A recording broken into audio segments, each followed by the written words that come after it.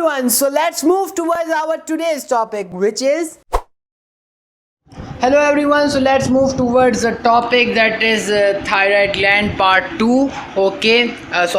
Physiology of thyroid gland part 2, and we have already discussed in the part 1 that oxidation होती है iodide की iodine में, और फिर वो कोलॉइड पार्ट में जाते हैं, थायरोग्लोबुलिन भी वहाँ पर मौजूद होता है.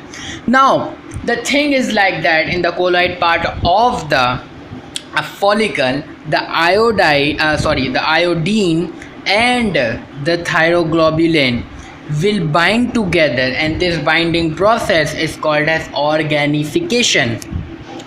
Now, as soon as the thyroglobulin, because thyroglobulin is a protein and it consists of tyrosine amino acid, so as soon as those the iodine and the thyroglobulin will bind, it will form T3 and T4. How it will be formed?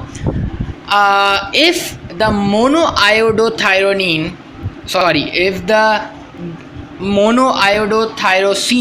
tyrosine and diiodotyrosine will bind together, it will form triiodotyrosine. Okay, the names are very difficult, but you will easily memorize it.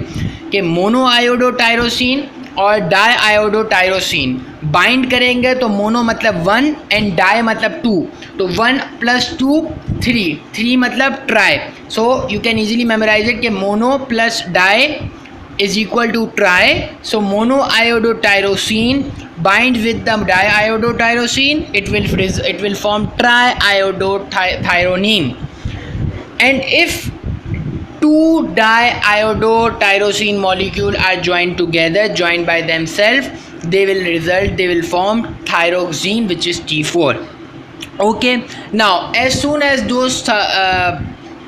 those thyroid hormones are formed, those thyroid hormones are basically attached. Some thyroid hormones are separated, but some thyroid hormones are attached with those thyroglobulin molecules. So all those molecules along with the thyroglobulin will move, those thyroglobulin will move towards the thyroid cells, and the thyroid cell will release pseudopodia and engulf those molecules inside them, and due to the lysosome and the digestive enzyme which are present in the thyroid cells will help in the separation of the T3 and T4, which are the thyroid hormone.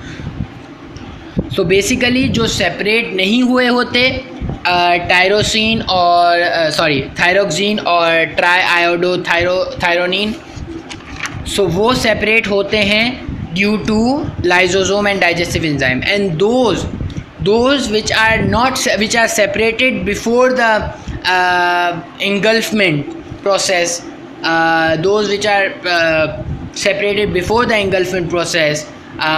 those thyroxine and triiodotyrosine will be treated with the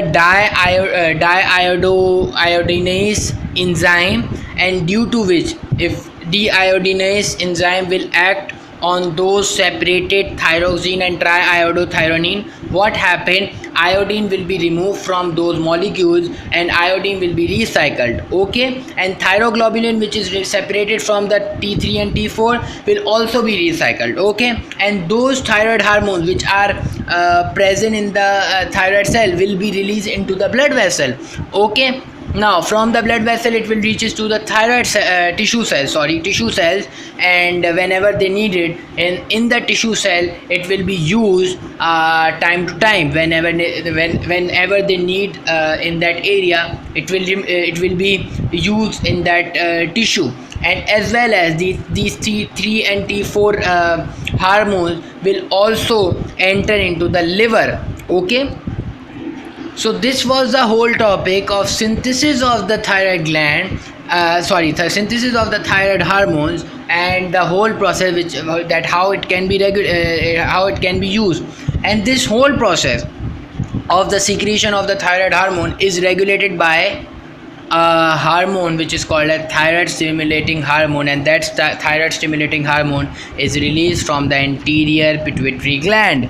Okay, now you need to understand that what are the functions of the thyroid gland, and we will discuss that topic of a function of the thyroid hormone in the next lecture. Till then, work hard, study hard, and good luck. Take care. Bye bye.